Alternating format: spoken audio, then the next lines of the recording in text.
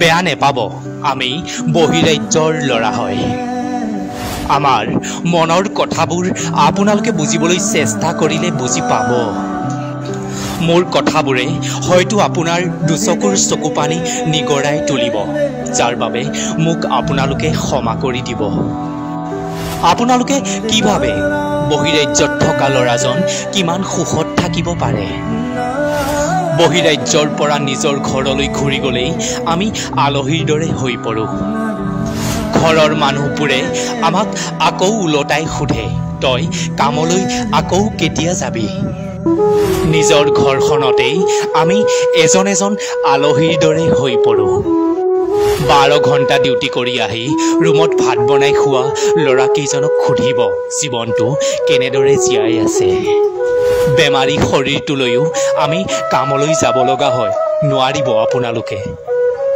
ঠিকাদাৰ আৰু মালিকবোৰৰ আমি হাজাৰটা কথা শুনিব লগা হয় তথাপিও আমি একো নকওঁ কাৰণ পৰিস্থিতিবোৰে আমাৰ মুখখন বন্ধ কৰি ৰাখিছে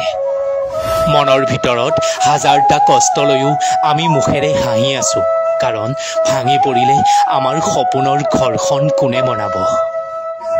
মোৰ মা দেউতাৰ বেমাৰ হলে কোনে মা দেউতাক ডাক্তৰৰ ওচৰলৈ লৈ যাব এমাহ কামলৈ নগলেই ঘৰৰ পৰিস্থিতিবোৰ একেবাৰে অন্ধকাৰ হৈ পৰে কাৰণ আমিবোৰ এজন দুখীয়া ঘৰৰ ল'ৰা পঢ়ি শুনি এটা চৰকাৰী চাকৰি কৰিবলৈ আমাৰো বহুত হেঁপাহ আছিল কিন্তু পৰিস্থিতিয়ে আমাক ধ্বংস কৰি পেলালে অ' মা তই নেকান্দিবি মই থকালৈ তোৰ একো নহয় মা তই চাগে মোক বেয়া পাই আছ ন তোৰ ল'ৰাই যে তোক সুখত ৰাখিব পৰা নাই মা তই দুখ কৰি নাথাকিবি তোৰ ল'ৰা এতিয়া ডাঙৰ হ'ল সকলো পৰিস্থিতিৰ লগত তোৰ ল'ৰাই যুঁজিব পাৰিব মা ঘৰত গৈ তোৰ হাতেৰে এগৰা ভাত আৰু তোৰ কাষতেই শুই থাকিব মন যায় কিন্তু কি কৰোঁ মা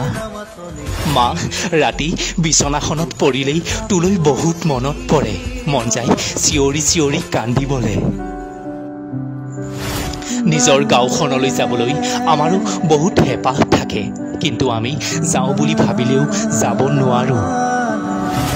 দৰমহা পোৱা টকাকেইটাই ঘৰৰ পৰিস্থিতিবোৰেই শেষ কৰিব নোৱাৰোঁ ক'তনো নিজৰ বাবে এযোৰ কাপোৰ ল'ব পাৰিম দোকানলৈ কিবা এটা খাব গ'লেই সেই ঘৰৰ পৰিস্থিতিবোৰলৈ বহুত মনত পৰে নোৱাৰোঁ খাবলৈ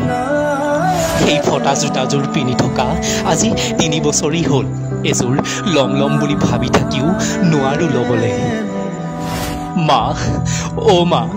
ভাগৰি পৰিছোঁ